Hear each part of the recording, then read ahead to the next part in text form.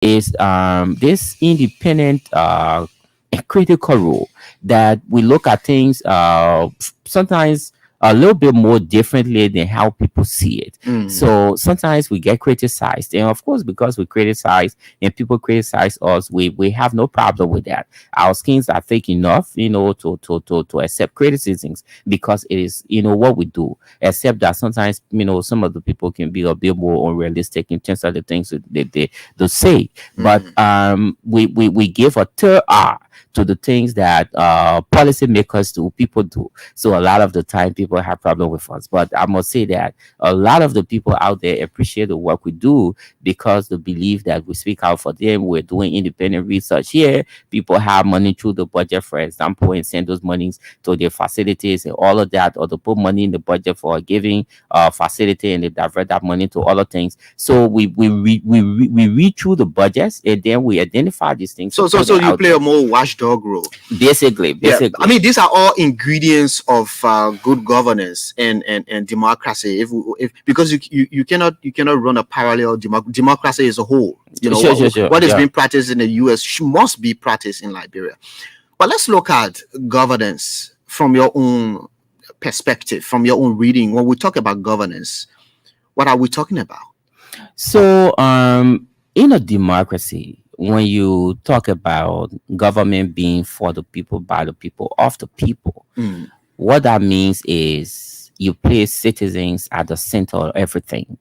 So when you are conducting plenty elections, for example, the timing for the elections, the logistics, and all of the different things that you bring in should be able to mirror, the views and aspirations of the people, the education levels, and all of that. So you make that people centered, such that citizens see themselves in whatever you're doing, and they're able to relate more to what you're doing. Then the other piece about elections, the voting process, and then after voting, the leadership, and then the decisions that are made. You know that we have three branches of government, separate branches, but then they coordinate. Over time, we've had more powers resting with the executive, and some of the time the powers are abused. I would say that. But we got that set up such that there is this coordination, there is this collaboration, separate rules. For example, the lawmakers are making laws, they're providing oversight and doing representation. If they were to do that really well, robustly, we have a properly properly functioning system. So governance basically looks at the decisions that people make from time to time, and how the ship does it evolve, does it change. Like I would say journalism is evolving. I mean, it depends the atmospheric condition in which you operate. Technology now has changed the way journalism used to be before. So as times change, do you have to change governance? So governance basically, if you want to put it simply, you say to lead, to direct, to shape something, in this case a country. So you can govern an institution, you can govern a county, you can govern a constituency, you can govern a country. So we're basically talking about the decisions you make in terms of working within the confines of the laws you have. So I wanted to say that in governance, you have, for example, the laws. The laws, the policies, and the guidelines and regulations that write the things you do, so that people do not make arbitrary decisions. Yes, there can be innovation, but those innovations have to be managed in ways that the decisions you take do not deviate entirely from the policies and the regulations you have. Otherwise, you will have someone who is a good person, and that person's decisions could be, the best in terms of moving things in the right direction. And you could have another person who just is very bad, to put it simply. And because that person has discretion to act, he or she makes very bad decisions that affect the people negatively. So that's why you have the laws, controlling laws to help shape what people do. Then you also have the institutional frameworks. So the laws are there. Some of the laws establish institutions. Some of the laws are there to be implemented to control or to manage certain things or processes. Yeah. So if you look at the education law, for example, the new Education Reform Act of 2011, it is basically what is considered as the Bible for the education sector in terms of guarding what happens in that space. Yeah. The requirements, for example, establishing schools and all of that, the roles of the Ministry of Education, the roles and functions of the county level officials, the district level officials, schools, and all of that, county school boards, and all the different structures. So you have laws in the agriculture sector, in the mining sector, electricity, all the other sectors. You have legal frameworks. So institutional frameworks. So you first have the laws, you have the institutions, but then you have the actors. The actors are the people who draft the different processes. The governors. So while the law is there, or the laws are there to provide the foundation for the things you do, and you have the institutional frameworks that has people and the actors who draft the different processes.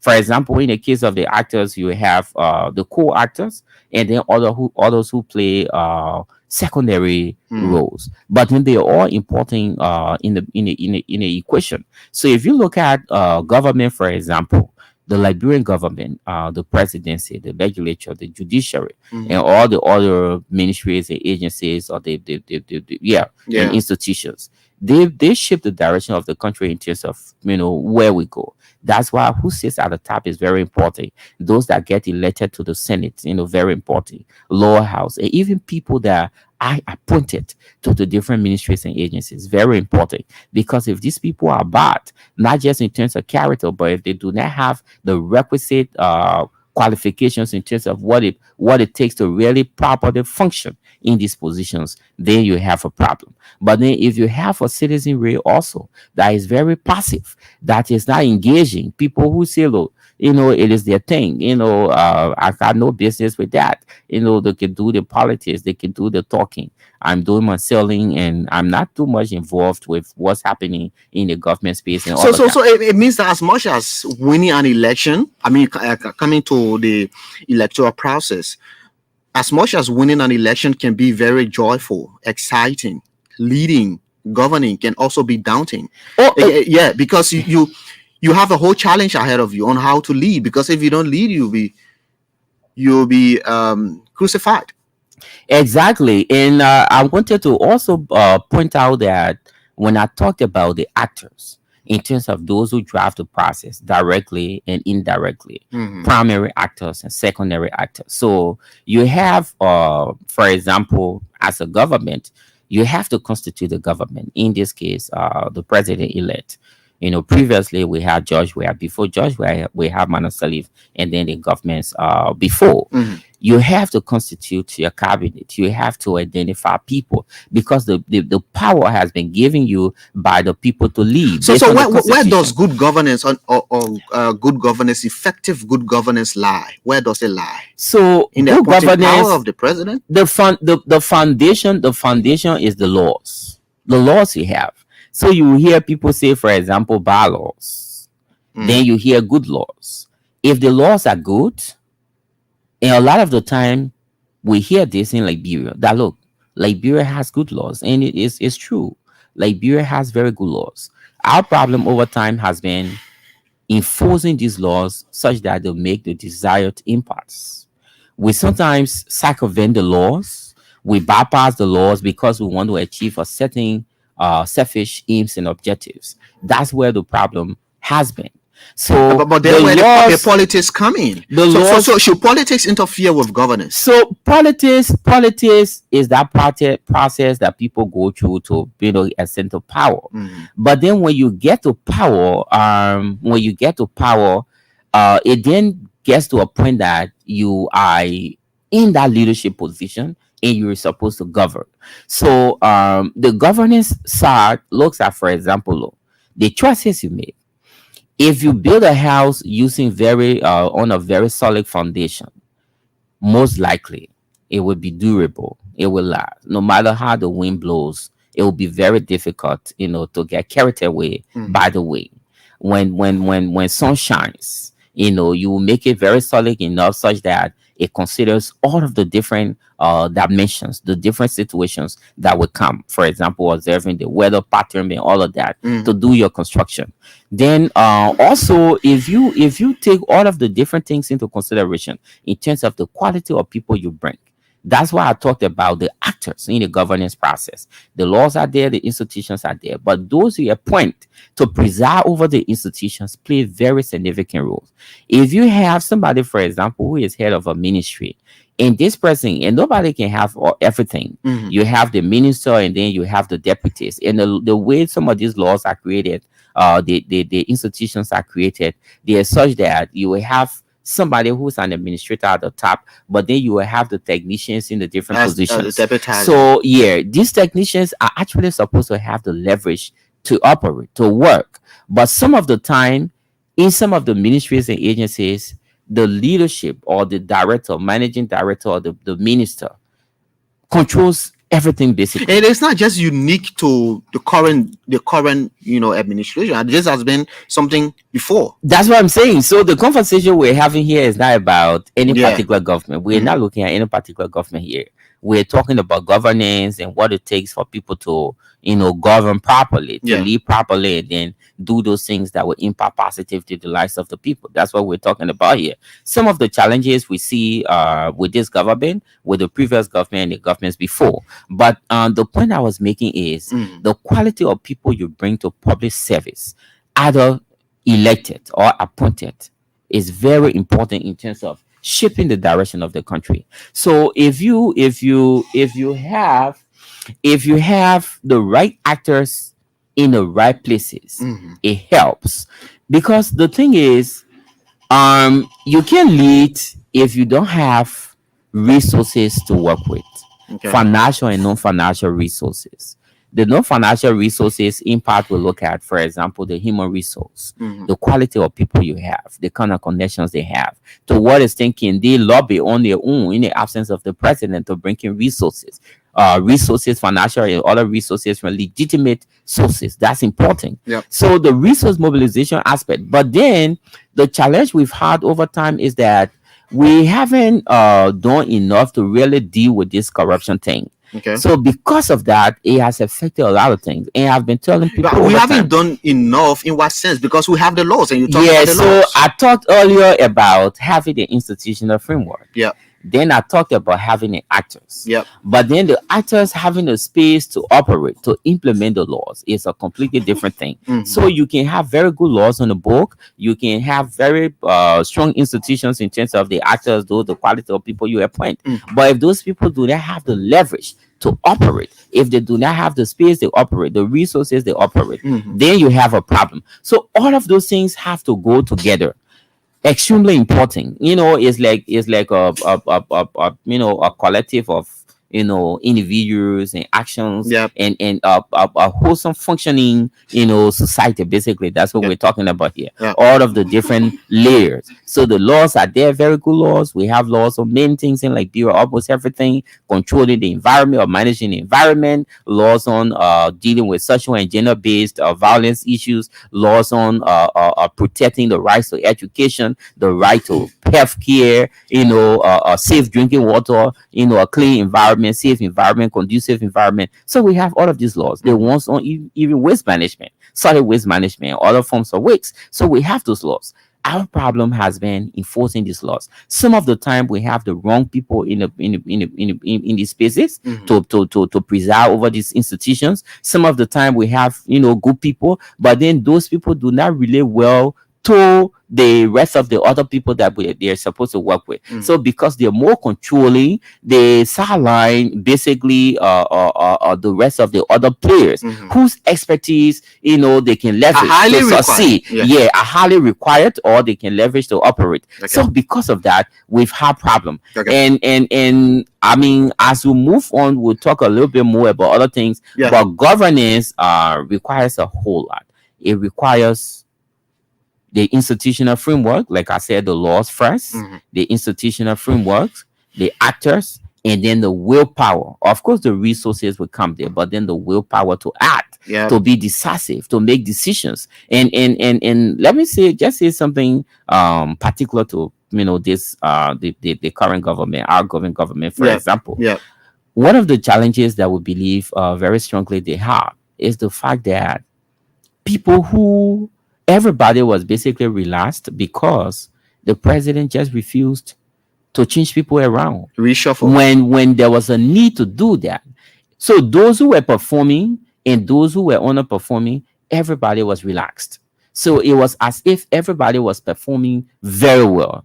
When you do that, it is a problem. We're not saying change people around just anyhow, but there are places where there needed to be changes. You needed to revive some of the institutions, to inject some life into some of those institutions. Because that didn't happen, it affected a lot of processes. I mean, another time we can talk about the details and all of that. But I'm just saying that in a practical way to talk about how governance is important.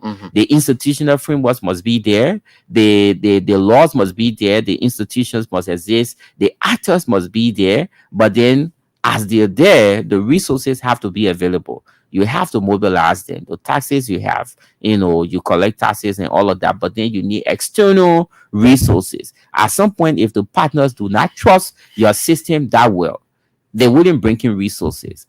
In some of the instances, for political reasons, they will still support you, but the support to give will go through third parties, and that's where the problem is. So, if I'm supposed to give 10,000 USD to LBS, for example, to support certain processes you have here, and I don't trust LBS enough, I will get a third party institution to manage the money I gave you. Usually, at least 10% of that money goes to that third party institution to manage the funds. So out of 10,000, you'll be losing 1,000 US dollars, sometimes even more. We saw that, for example, with the household food distribution program. There was whole noise around it in terms of accountability, in terms of what was going to WFP and all of that. So leadership is important. Winning election is one thing, but then governance is even more of a daunting task at one hand, but then it is not if you have the right kind of people around you, and if you get the right kind of people in the different positions. It helps to make your work very easy, because the load will not basically be on your head, but the right people you have in the right places will then use their expertise, work alongside other people to drive the change that you want to see happen. Okay, so we've been joined by Attorney Mombedo Joa, of the Organization for Women and Children. So, like I said, it's a panel discussion of two leading civil society actors. Mainly, we want to look at that said governance, the governance that is to come, the governance now. Like I said, winning an election is it can be very exciting, but what lies ahead can be very challenging. It's not challenging because you coming to meet a lot of challenges, but the fact that you're starting afresh, getting used to system, the headache of appointing people at the right places, the right people at the right places. So Mombedo, good morning, welcome. Good morning, Fafle, and I'm so my apologies for being late. Yeah, I understand. But you come with this feminist eye. I know you want to give it to governance. I know you have this sympathy for women in leadership and all that. But we were just looking at governance before we delve into, what is to come, what is being left behind. What can you say about governance in your own reading and what you've, been confronted with in civil society? So I do not have sympathy for women. You don't? Yeah, the government, we're talking about rule of law that guides the governance of the country. All right. The governance says that democracy is of the people. Women are 50% of the population. They should be included in decision making. You can have 50% of the population and they're left out. It's grossly unfair, and that's not good at all. So we're talking about governance of the country. Elections just like marriage. Okay. You have the wedding, everyone is happy, and it's a ceremony. It's a ceremony, and then later comes the actual process of living together and making the marriage work. this is how governance is like. How do you select the person? I like that analogy. Yeah. How do you select that person that is best suited for the job, the experience, the requisite background? But more importantly, the laws must be able to work. The rule of law is the foundation of any society. Like Anderson said, we have laws for almost everything. Liberia is a forerunner on signing international protocols. When you look at most of the progressive policies that the world has today, whether Israel should be a state or whether the United Nations should come into being, Liberia was always there. Mm-hmm. at the pinnacle of all these agreements. But when it comes to implementation of these laws, there's always a problem. And I think that what is the problem? I think what's the root cause of it? The system, a lot of bureaucracy, and we have not been taught to follow through with processes, and processes take time. I'm not sure, and I wouldn't like to make blanket statement, but it seems to be, it appears that sometimes we get tired, being persistent, following through with various processes. We want quick fixes. And laws are not like that.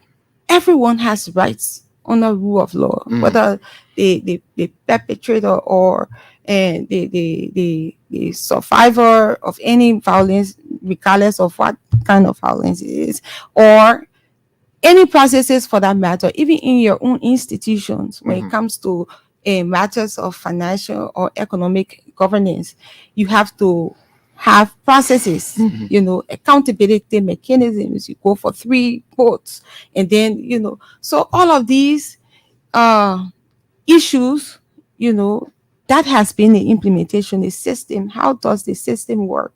Do we have monitoring mechanism to ensure? Do we have regular review meetings? But if you have an individual running on to leadership position through politics, he will obviously take politics to sometimes compromise some of these laws. Definitely. And sometimes we forget, but some of the act that created these various ministries and agencies, they do have qualifications for the various positions. But where these are absent, we should have every government that comes into being should have a set, team that should research on the kind of people. They should define the kind of people that should be at those various positions. What kind of experience are they looking for? That will likely forward the agenda of that particular government. What do they want? What is the outcome that they intend to have? All of these will play into what kind of person they naturally select. Yeah. Okay. So with that said, what is the kind of governance left, and what is the kind of governance that will be inherited very soon? Well, from my point of view, we have come from 6 years of governance, in which all of the reports that I have seen today, Central lodges their scorecard online self. So maybe we might be able to see the corruption scorecard for the last year, but for the previous years, the citizens' perception have always been that this government is very, corrupt. And it is not only with this government, it has been a systematic thing entrenched over the years, but, they perceive more corruption within the various public space. And also suppression on freedom of expression was one of the key things. The MCC score. No, that's not the MCC scorecard. No, I'm not saying the MCC score. I said many reports. Oh, okay. Yes. So there are so many reports. We have the Transparency International scorecard, citizens' perception. You have, different. So negative perception is characterized. Definitely, and we haven't a lot of information as it relates to clearing the air concerning these various perceptions have not been done. We have seen breakdown of institutions as it relates to relating to the people. Like I said, freedom of expression. We have seen clamp down on women human rights defenders as it relates to expressing themselves on various issues affecting them. So a lot of things. So this is the kind of governance Liberians have seen in the last 6 years. There have been a lot of protests in the last few years where people were protesting. We saw one of the biggest protests for the 16 billion. We saw, even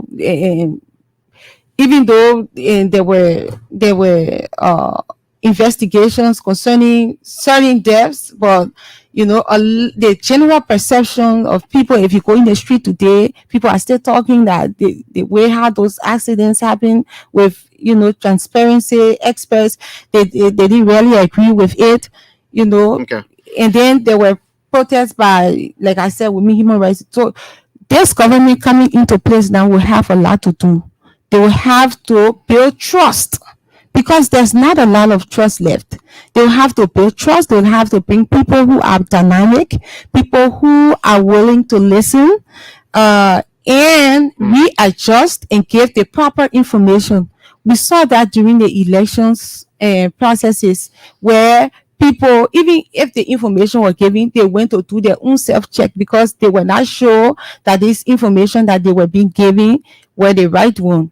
So, given all of that, we need the key things that this government has to do is to build trust in the institutions that are there. And it can only do that by following the law and being open and very transparent. Okay, following the law.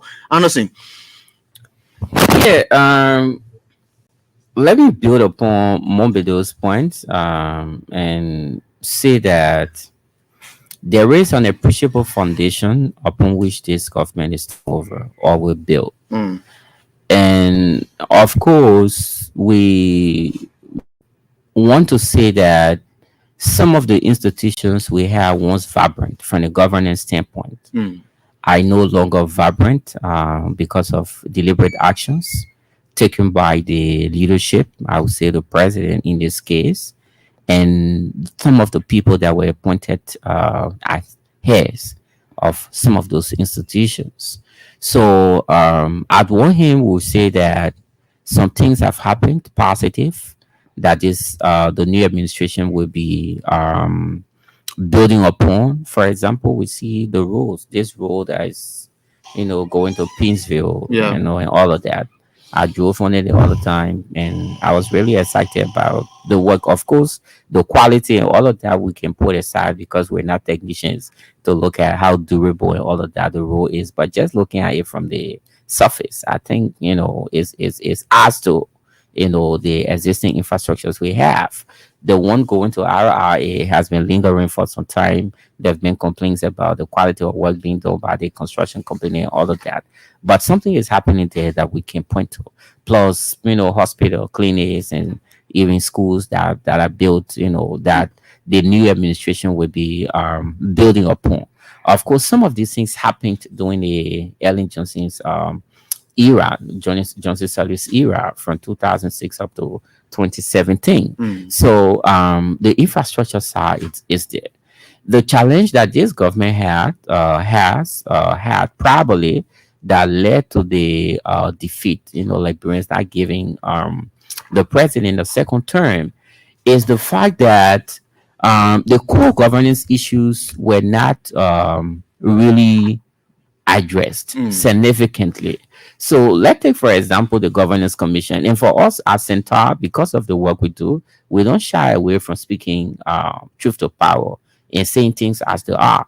And we'll encourage our leaders to really listen to critical voices. And some of the time people tend to listen a lot more to their insiders people who get jobs from them, people who seek opportunities from them. So because they want to appease them, they tell them, oh, everything is okay. Or they will just gloss over the challenges. They say, oh, yes, of course, we got challenges here and there, but we're doing well since this time, since 1847. It is the first time doing this and all of that. When you do that to a leader, most of the time, you mislead that person.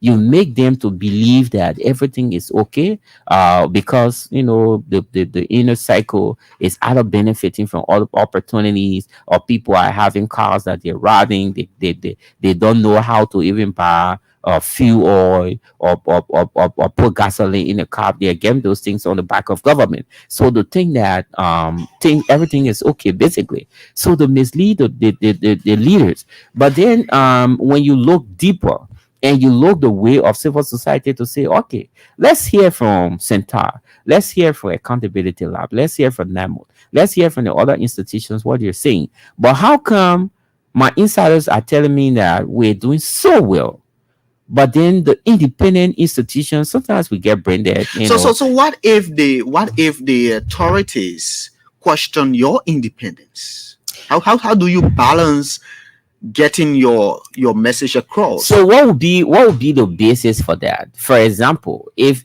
we criticize the government and say, look, you didn't do well around governance. You didn't do well around governance. Your fight against corruption has not been effective. The willpower has not existed substantively to deal with corruption. And somebody say we're being biased. How can we be biased? For example, if the government came to power and saw the Transparency International's corruption perception index score that rates countries' governments according to how clean or corrupt their systems are on a scale of 1 to 100. These reports I'm coming. Yeah, I'm coming. So if the government met the score on the CPR at 31, and then it takes that number down to 26, and you're saying that the government is not doing enough to fight against corruption, and your statements are being matched by the CPR report, independent report, how then do you say that this institution or this person is subjective, is now objective? When you also have a couple of officials sanctioned by a major partner, development partner, that is not contributing resources but playing other roles in Liberia, when that partner sanctions key government officials and says that this, and for almost 2 years, the government refuses to seek the support of that partner to investigate and prosecute these people, how do you call that? So when you have people who criticize you for that and tell you you need to take some actions, how is that being subjective? When you do a report and go across 7 counties and interview people, and you back that report up with some analysis you do around the budget, and citizens are saying that 90% of the people you talk to say that corruption level is high and government is not doing enough to deal with it. So confidence level in the institution, public institution, is going lower. Anthony Mombedu said perception should be changed. It has to be. And that is the task that you think, the both of you think, that the incoming government has.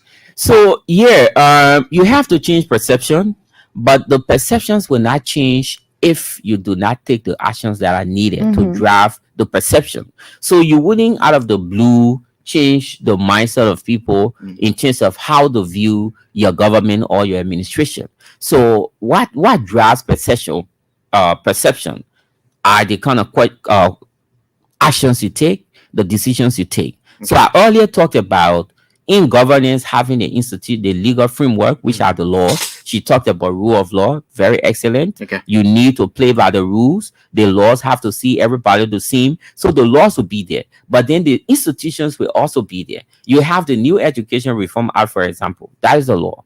But then you have the Ministry of Education. You have the county level structures. Then you have the minister and all the deputies. Then you have civil society and other players who work in the sector, playing different roles. So all of these people have to work together. The decisions you make in terms of the quality of person you appoint as a minister, the leverage that person has, for example, in the case of those at the LACC to operate, the resources you give them. We did some analysis at some point when we looked at the national budget. And we realized that the office of the speaker and deputy speaker we're getting more money than 4 or 5 public integrated institutions combined. And these are the institutions who are supposed to do work more independently, robustly, and give the government the repetition it needs to fundraise. These are the institutions that are supposed to work to give the government the repetition it needs to receive money directly from donors. That partners, even though some of them will still pass money through third parties, but because they trust you enough, they will give you 1 million through your system directly to use. There will be no overhead cost for that money.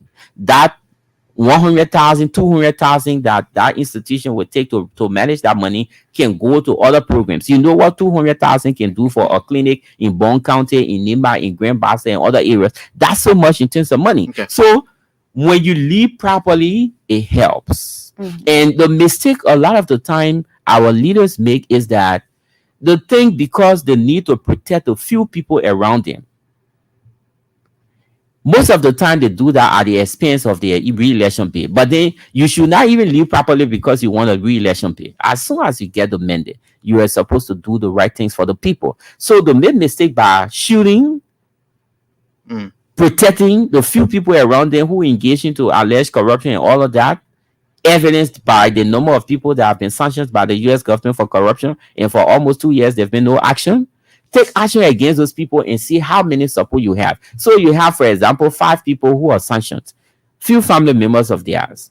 You refuse to act against them. Because of that, you probably have 200 or 300 or 400 or 500 other people not supporting you because of the decision that you did not take. So it's important that people play by the rules. It's important that we take those actions that will really drive change in a more targeted and robust way. That's important for governance. And I mean, this new government has some things that is taking over, will build upon, but there are some weaknesses that I really need to do more. That she talked about the trust, trust level has reduced at different levels around different things. Regaining that trust is important for how the government, moves on. Okay, you're listening to Economic Hour on ELBC Radio. My name is Faflik. We're having a panel discussion of two. Anasi Mame is the executive director of CENTAL, that's the Center for Transparency and Accountability in Liberia. Atonin Momedo Jua is the executive director of Organization for Women and Children. We're talking about governance and governance that is to come in the next few months. Let's say almost 2 months. January 22. Yeah, but let's inform you that the National Counties Post Meet is in sight on December 16, 2023. The national theme is Liberia, a nation united under one purpose. So the game is scheduled for December 16, 2023. So get set and start to put yourself together for the National Counties Post Meet and cheer your county to victory. We're taking a calls now. You can call us on 080-514-096, 080-514-096, or 0770-581-886. And let's talk right here on Economic Hour. Let's hear from this person. Good morning. Good morning. Good morning. Papi, and let me say good morning to my mentor, teacher, leader, Father Anasi Mame. This is activist Martin Lender, and I do join you from my seat this morning. I'm going to admit that I know for a time that mentor Anasi Mame Albert was radio is not what listening to. As I speak to you, vast majority of the comments across the geopolitical landscape that convert are taken to this broadcast this morning. Like you already said, that in fact, the incoming government has lots of challenges. And one of the major challenges in which that the incoming government must look at critically is the issue of transparency and integrity in every grassroots institution. Bringing a holistic audit that will strengthen the government and also prosecuting those who were sanctioned by the U.S. government. And I can say this very clearly. If the government wants to strengthen good path those people will be audited and prosecuted for every time. And they are caught and they are taken from this country. Okay, thank you. Thank you very much. Let's hear from this person. Good morning. Yeah, good morning. Morning. Okay, this is G. Moses. Where you call from? I'm calling from. Yeah, go ahead. Okay. Please leave from the radio now. Okay. Yeah, you okay now? Okay. I don't want to appreciate those two guests. You know, the problem we have in civil society people in the country, they are biased and they are not transparent in their judgment. The system that is even the racial talking. Press have been suppressed. Only this government. Because freedom of speech when you just hope that the new government are coming, you let them make last thing like because we need peace, we need transparency, and we need good governance. Thank you. Okay. Thank you very much. Good morning. Good morning, Ravi, and good morning to the customer of Liberia. Yeah, what's the name? My name is Ibrahim Political Mojusetu, and I call from the most talk about the Gobert Avenue this morning. Yeah, let's hear you. Let me appreciate the two distinct guests on the OS Society. I think they do extremely well, especially for times. The issue of good governance is about effective and efficient accountability. You know, I one person who had the opportunity to attend Santa NIS, the National Integrity Forum. But in that meeting, they said that, majority are doing that, but people see the government coming and corrupt. Meaning that not only the government officials alone, people should look at the corruption. Corruption is an part of dishonesty. Santa, I want to ask Santa and that of my sister in studio. There are some measures Santa putting into place, ensuring that they can push our legislature to vote for them to be audited, because there are a lot of legislation agencies who have been audited, but the legislature specifically, they are not involved into give the opportunity for them to be audited. Why? Okay. Okay. Thank you very much for the legislature to be audited. We can take a call. Good morning. Good morning. Good morning. Okay, I'm Enoch M. Cheba, and I'll call you from Pastor. Yeah, go ahead, Enoch. Yeah, thank you for the show, and I want to greet Honorable Amos Kenyame, my own colleague, you know, what really impresses me this morning about, that liberation is that they lead by example. They are people of integrity. I know them well.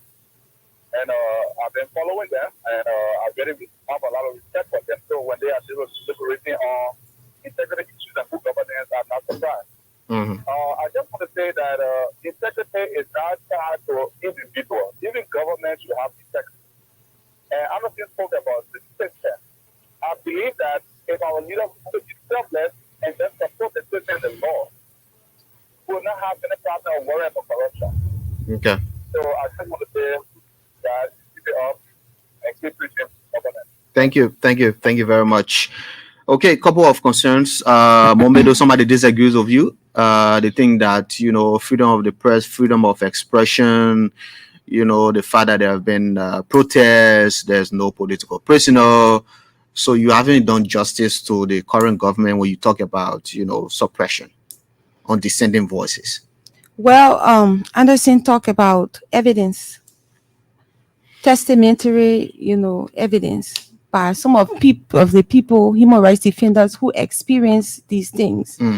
We've heard from human rights defenders on some of the actions, the reprisals they face just for speaking out in these various ministries. We have, for example, two people talking about football, and then it translates into sacking someone. You talk about people not getting their sectoral clearances because they have spoken out against this government. So it happened a lot. These are well documented instances of clampdown on human rights defenders. Okay. Some people had to be taken out a year. A lot has happened. I will not go back to it. Anderson said each person is entitled to their own views, but when you match the evidence against what actually they're saying, then the result is different. Okay. Honestly, let's hear you. That would be your parting comments. Yeah, thank you. We mean well for Liberia. We do not criticize because we feel like criticizing. We want our leaders to do the right thing or things so that they impact the lives of the people. It's important that the new administration sets off on a good footing. The quality of people that are appointed to the different positions will show in a way whether or not the government is really ready to lead. The transitional process has to be transparent enough, as we've indicated before. There has to be very clear information. We don't want a repeat of the situation whereby there have been claims and counterclaims that this government, the current government, made a lot of money in government's coffers, but then they say they made little or nothing. With clarity in terms of how much the government is leaving in a consolidated account, for example, or in our reserves, you will have the information, we will have the information. Nobody will come out to give misleading information. The assets of government also has to be very clearly documented. The vehicles, the different logistics, the materials. Then more importantly, there has to be audit of not just this administration, but the previous administration. Somebody talk about audio of the legislature. Yeah, the audio of the legislature is important. That's something that we've been calling for all along. We probably will intensify our engagement so that the legislature gets audited, because they should lead by example. They are providing oversight, receiving the audit reports from the General Auditing Commission. Okay. It's just important that they play that role and lead by example, so that they have the moral rectitude to continue to review audit reports and hold others accountable. Thank you. Thank you very much. Thank you, Attorney Mobedu. Yes. So we're out of time. Yeah, we're out of time. But you can just say something in split seconds.